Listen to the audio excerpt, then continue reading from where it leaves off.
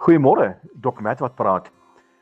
As 'n skoolseun hier matriek, 4 van ons manne, ons het besluit ons gaan bietjie hengel.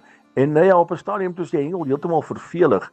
Toe besluit ons gaan bergklim want agter ons is so 'n berg gewees en die berg het sulke hange gehad. En ons het geklim en ek sal nooit vergeet nie. Een van my vriende was bo my gewees en hy was bokant hierdie een hang en hy het toe later vreesbevange geword want hy kan toe nou nie links nie regs nie en hy weet nie hoe om af te kom nie en hy is so vreesbevange en hy roep benoud. Maar jy sien ek is net onder hom by die hang en ek kan hom nie hoor nie. Maar die ouens onder probeer my toe nou my aandag trek om vir my te skree om te sê gaan boontoe hoor, gaan help hom net. En hierdie ouetjie het geroep en geroep. Uiteindelik toe besef ek hy's in nood. En toe ek by hom kom, toe kon ek hom kalmeer en ons het hom van die berg afgekry. En nou vandag nou sit ek en dink aan hierdie situasie van my jong dae af. En nou sê die woord van die Here, roep my aan in die dag van benoudheid.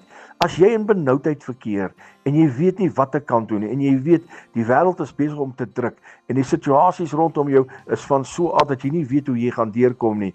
Jesus het 'n oop uitnodiging vir jou sê, roep my aan in die dag van benoudheid. So as jy benoud is, roep die Here. En dan is daar 'n tweede gedeelte wat sê, en ek sal jou uithelp. Hy sal jou uithelp uit elke situasie, uit elke nood, uit elke probleem wat jy het, sal hy jou uithelp. Roep hom net aan in die dag van jou benoudheid. Herlewingsgroete.